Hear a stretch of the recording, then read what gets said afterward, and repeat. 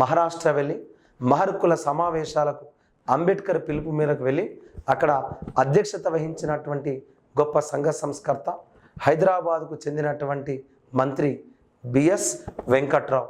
ఈ బిఎస్ వెంకట్రావు స్థాపించిన గ్రంథాలయమే ఆది హిందూ లైబ్రరీ. ఈ ఆది హిందూ లైబ్రరీని 1926లో బిఎస్ వెంకట్రావు స్థాపించడం జరిగింది. ఇవన్నీ కూడా గ్రంథాలయ ఉద్యమంలో కీలక పాత్ర పోషించిన గ్రంథాలయం. అదేవిధంగా నిజాం రాష్ట్ర గ్రంథాలయాల మహాసభలు. ఆనాడు మనం గ్రంథాలయాల సభలు పెట్టుకుంటామంటే నిజాం ప్రభుత్వం పర్మిషన్ ఇవ్వలే, అనుమతి ఇవ్వలే. కాబట్టే గ్రంథాలయ మహాసభలు పెద్ద ఎత్తున జరగలే. కేవలం 2 గ్రంథాలయ మహాసభలే జరిగినాయి. ఎందుకు అంతకు మించి జరగలేదు అంటే అప్పుడున్నటువంటి 7వ నిజాం మన గ్రంథాలయ సభలు ఏర్పాటు చేసుకోవడానికి అనుమతి ఇవ్వలేదు. ఏ గ్రంథాలయాల సభలు జరిగినాయి? 2 గ్రంథాలయాల సభలు జరిగినాయి. ఒకటి ఖమ్మం జిల్లాలోని మధిరలో, రెండవది పాత నల్గొండ జిల్లాలోని సూర్యాపేటలో జరిగింది. ఎప్పుడు జరిగినాయి ఈ గ్రంథాలయాలు? ఎవరు దీనికి అధ్యక్షత వహించింది అది ఒకసారి చూద్దాం. మొట్టమొదటి గ్రంథాలయ మహాసభ 1925లో జరిగింది. ఎప్పుడు జరిగింది? 1925లో నిజాం రాష్ట్ర మొదటి గ్రంథాలయ మహాసభ జరిగింది. దీనికి మధిరలో జరిగితే దీనికి పింగళి వెంకటరామరెడ్డి అనేటటువంటి వ్యక్తి, గొప్ప వ్యక్తి, దీనికి అధ్యక్షత వహించడం జరిగింది. మన గత పోటీ పరీక్షలో మొట్టమొదటి గ్రంథాలయ మహాసభ ఎక్కడ జరిగిందన్నాడు? మధిర. ఎక్కడుంది మధిర? ఖమ్మం జిల్లాలో ఉంది. ఇక్కడ నుండి గొప్ప నాయకుడు ఎవరంటే మల్లు భట్టి విక్రమార్క ప్రాతినిధ్యం వహిస్తున్నటువంటి నియోజకవర్గం మధిర.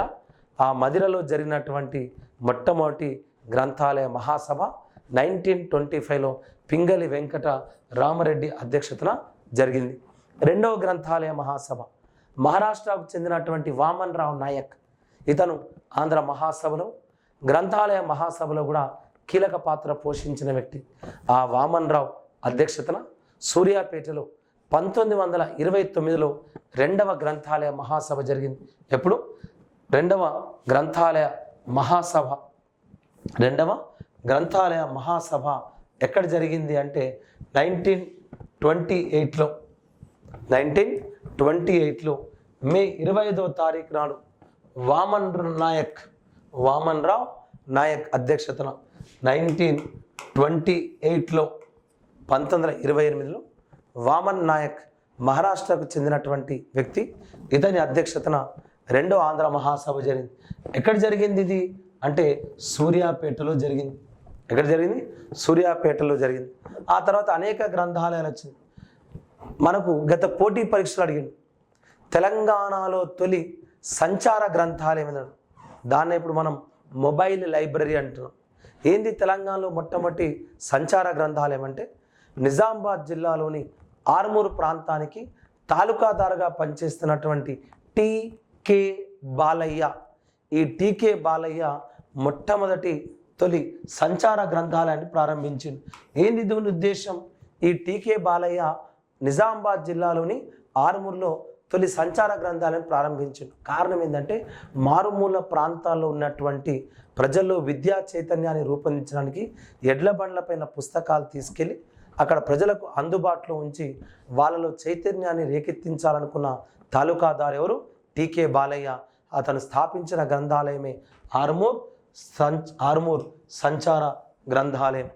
అదేవిధంగా ఇక్కడే ఉన్నటువంటి సూర్యాపేటకు చెందినటువంటి బొమ్మగాని ధర్మభిక్షం.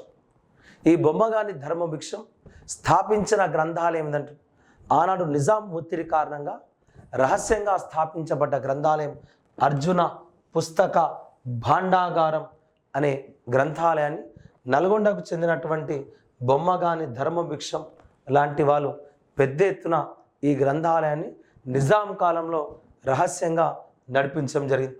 అడగొచ్చు మనం ఏమని?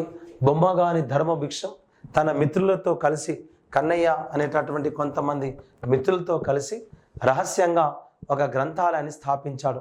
ఆ గ్రంథాలయం ఏదండి? అర్జున పుస్తక భాండాగారం అనే గ్రంథాలయాన్ని స్థాపించడం జరిగింది. ఇంకేం గ్రంథాలయాలని ఆనాడు తెలంగాణలో ప్రజల్లో చైతన్యం తీసుకురావడంలో కీలక పాత్ర పోషించినటువంటివి గ్రంథాలయాలు. ఈ గ్రంథాలయాలే సాహిత్య ఉద్యమానికి పెద్ద ఎత్తున పీట వేసినాయి. ఆ గ్రంథాలయాలతో పాటు ఒకవైపు సాహిత్యం, ఒకవైపు పత్రికలు, ఒకవైపు గ్రంథాలయాలు, ఆ తర్వాత చైతన్యం నిజాంకు వ్యతిరేకంగా పెద్ద ఎత్తున తిరుగుబాటు చేయడం జరిగింది. ఇవి భరించలేనటువంటి నిజామే రెడ్డి గ్రంథాలయాన్ని అవునా ఇట్లా అనేక గ్రంథాలయాన్ని మూసివేయడం జరిగింది. అట్లా తెలంగాణ ప్రజల్లో చైతన్యం తీసుకొచ్చిన ఉద్యమం గ్రంథాలయ ఉద్యమం.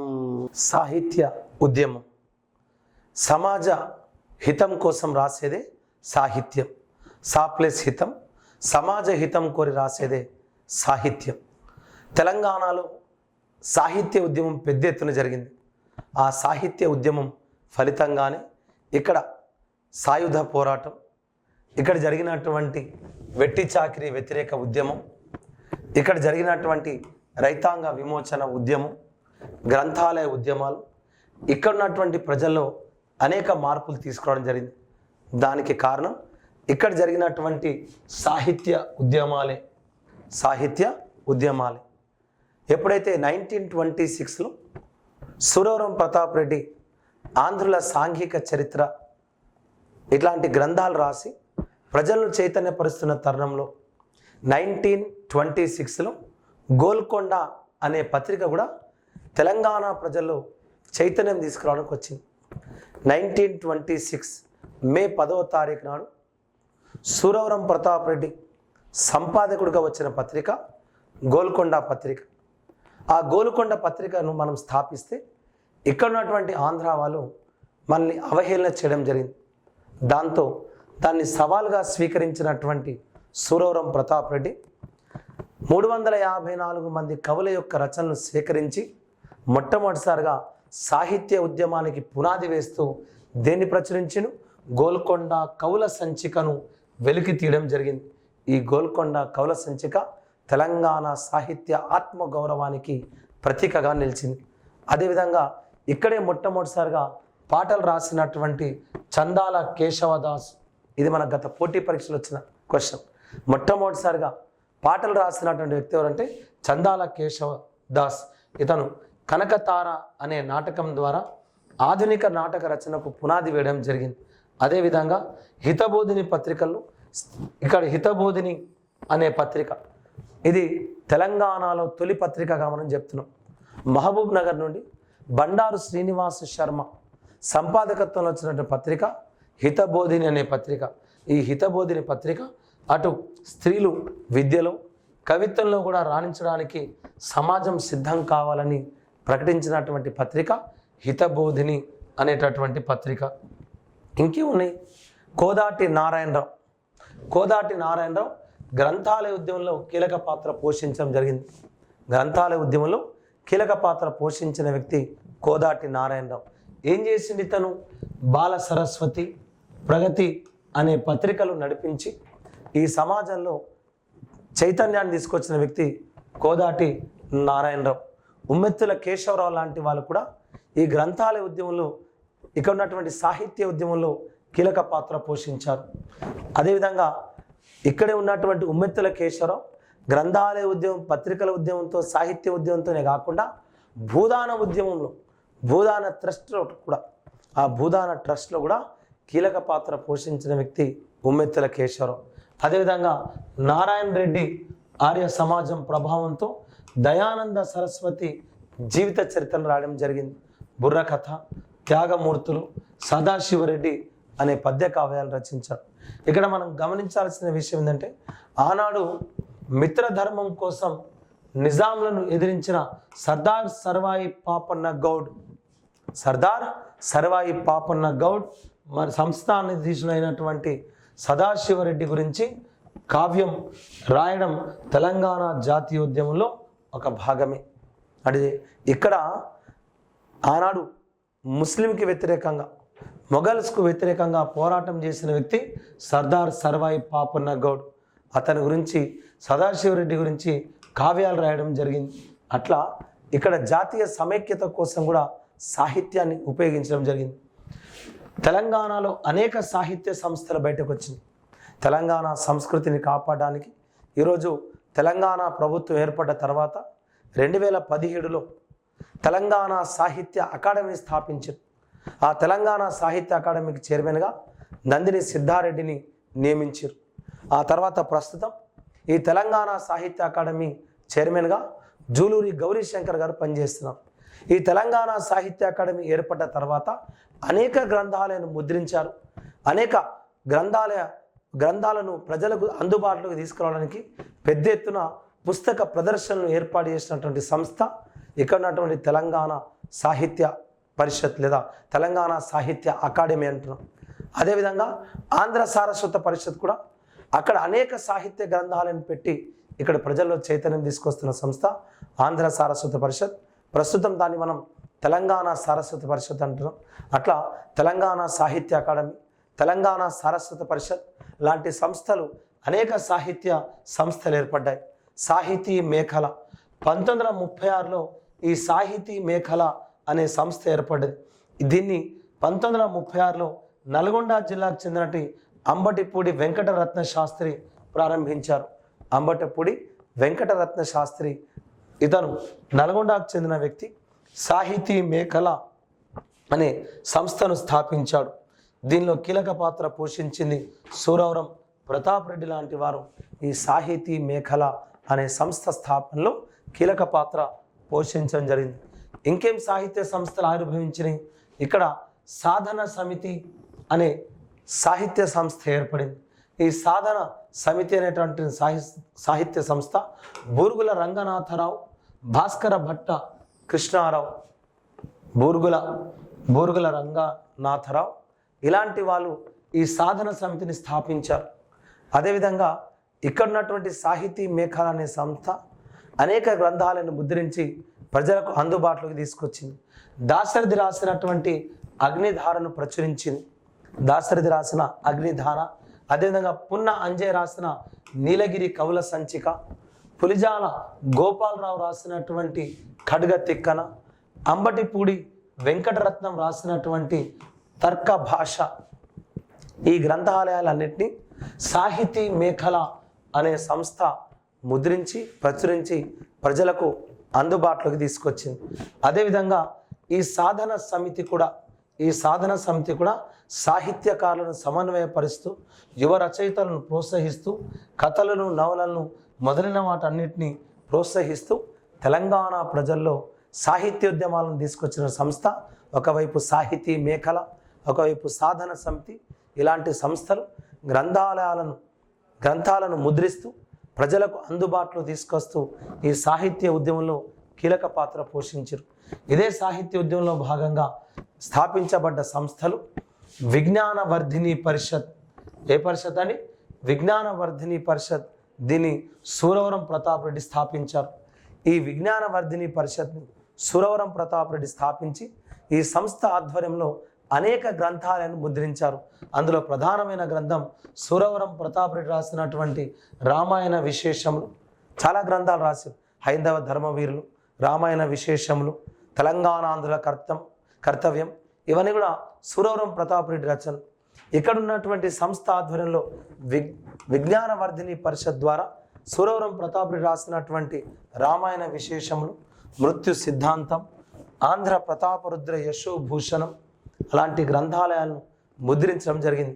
ఈ గ్రంథాలయాలు ఇప్పటికీ మనకు అందుబాటులో ఉన్నాయి. అదేవిధంగా ఇక్కడే ఉన్నటువంటి మరొక సాహిత్య సంస్థ ఆంధ్ర సారస్వత పరిషత్. మీకు ఇంతకు ముందే చెప్పాను. ఇప్పటి కూడా మీరు కోటి వెళ్తే కోటిలో ఆంధ్ర సారస్వత పరిషత్ కనిపిస్తుంది. ఇప్పుడు తెలంగాణ వచ్చిన తర్వాత దీన్ని గౌరవనీయులు సింగిరెడ్డి నారాయణ రెడ్డి ఆంధ్ర సారస్వత పరిషత్ను ఏమని మార్చారు? తెలంగాణ సారస్వత పరిషత్గా మార్చారు. ఈ సంస్థ తెలంగాణ సాహిత్య ఉద్యమంలో ఇప్పటికీ టిల్ టుడే ఈరోజు కూడా కీలక పాత్ర పోషిస్తున్న సంస్థ ఆంధ్ర సారస్వత పరిషత్. ఈ ఆంధ్ర సారస్వత పరిషత్ ఒక రాజకీయ సంస్థగా ఇక్కడ ఉన్నటువంటి ప్రజల్లో ఆంధ్ర మహాసభ తర్వాత కీలక పాత్ర పోషించినటువంటి సంస్థ ఏంటంటే ఆంధ్ర సారస్వత పరిషత్. ఆంధ్ర మహాసభలు ఆగిపోయినాయి. ఆ తర్వాత సాహిత్యానికి పెద్దపీటగా ఉన్న సంస్థ ఏంటంటే ఆంధ్ర సారస్వత పరిషత్. ఒకవైపు తెలుగు భాషకు పెద్దపీట వేసి ఈ సంస్థలో కీలక పాత్ర పోషించినటువంటి వ్యక్తి దేవులపల్లి రామానుజరావు లాంటి వాళ్ళు. ఈ సంస్థ కార్యాలయానికి వెళ్తే మీకు అక్కడ ఎంట్రీలో కనిపిస్తుంది. దేవులపల్లి రామానుజరావు లాంటి వాళ్ళు, సి నారాయణ రెడ్డి లాంటి వాళ్ళు ఈ ఆంధ్ర సారస్వత పరిషత్లో కీలక పాత్ర పోషించి ఇప్పటికి కూడా అక్కడ గ్రంథాలయాన్ని నడిపిస్తూ గ్రంథాలయాల్లో సంస్థ స్థాపనలో కీలక పాత్ర పోషిస్తున్నారు. దీన్ని 1943లో ఆంధ్ర సారస్వత పరిషత్గా ఏర్పాటు చేయడం జరిగింది. ఇది గోల్కొండ పత్రికా కార్యాలయంలో నడిచింది. ఆ తర్వాత సొంత కార్యాలయం మార్చడం జరిగింది. దీనికి దేవులపల్లి రామానుజరావు కీలక పాత్ర పోషించడం జరిగింది. మీరు అక్కడికి వెళ్తే ఒక్కసారి మన సంస్థను మనం కళ్ళ ద్వారా చూసినట్టు అనిపిస్తుంది. ఈ సంస్థలో కీలక పాత్ర పోషించిన దేవులపల్లి రామానుజరావు, ఓబుల్ రెడ్డి లాంటి వాళ్ళు కీలక పాత్ర పోషించారు. ఎవరు దీనికి మొట్టమొదటి అధ్యక్షుడు? లోకనంది శంకర్ నారాయణ. ఆంధ్ర సారస్వత పరిషత్ 1943లో ఏర్పడ్డప్పుడు దీనికి మొట్టమొదటి అధ్యక్షుడు ఎవరండి? లోకనంది శంకర్ నారాయణ లాంటి వాళ్ళు దీనికి అధ్యక్షుడిగా పనిచేశారు. ఈ సంస్థకు కార్యదర్శిగా వెంకటరెడ్డి శేషయ్య లాంటి వాళ్ళు కార్యదర్శిగా పనిచేశారు. ఈ సంస్థకు రెండవ అధ్యక్షుడిగా సూరవరం ప్రతాప్ రెడ్డి పనిచేయడం జరిగింది. అదేవిధంగా ఆంధ్ర సారస్వత పరిషత్ మొదటి వార్షికోత్సవ సమావేశం వరంగల్లో జరిగింది. ఈ సంస్థ అనేక గ్రంథాలను ముద్రించింది. అందులో ప్రధానంగా ముద్రించిన గ్రంథాలయం ఆంధ్ర వాంగ్మయ చరిత్ర, సారస్వత వ్యాస ముక్తావళి, శాలివాహన గాథా సప్తాశతి ఇలాంటి గ్రంథాలను ఇవన్నీ కూడా ప్రస్తుతం మార్కెట్లో అవైలబుల్ ఉన్నాయి. ఇవన్నీ గ్రంథాలను ముద్రించినటువంటి సంస్థ ఆంధ్ర సారస్వత పరిషత్. ఈ సంస్థ అనేక ప్రధాన ఉపన్యాసాలను కూడా ముద్రించింది. మహాభారత ఉపన్యాసం, మహాభాగవత ఉపన్యాసం, ఆంధ్ర సప్తాహం. ఏంది సంస్థ కార్యకలాపాలు? ఇప్పటి కూడా ఈ సంస్థ కార్యకలాపాలు పెద్ద ఎత్తున జరుగుతున్నాయి. ఏం చేయాలి? గ్రంథాలయాల స్థాపనకు ప్రోత్సహించాలి. తెలంగాణలో తొలి ఉద్యమం గ్రంథాలయ ఉద్యమమే. ప్రజలను చైతన్యం తీసుకొచ్చేది గ్రంథాలయాలే. కాబట్టి ఆ గ్రంథాలయ స్థాపన కొరకు ఆంధ్ర సారస్వత పరిషత్ కీలక పాత్ర పోషిస్తుంది.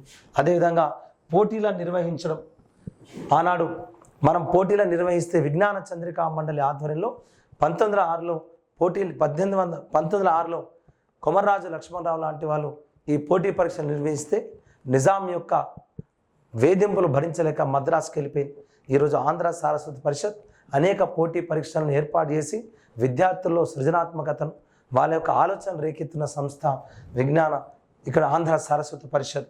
అదేవిధంగా తెలుగు భాషకు పెద్దపీట వేస్తూ కవులను సన్మానించడం, ఉపన్యాసాలను నిర్వహించడం, వ్యాసరచన పోటీ నిర్వహించడం, తెలుగు పాఠశాల ఏర్పాటు కోసం కృషి చేయడం, ఇవన్నీ కూడా ఇక్కడ ఉన్నటువంటి తెలంగాణ సారస్వత పరిషత్ యొక్క ముఖ్యమైనటువంటి లక్ష్యాలు.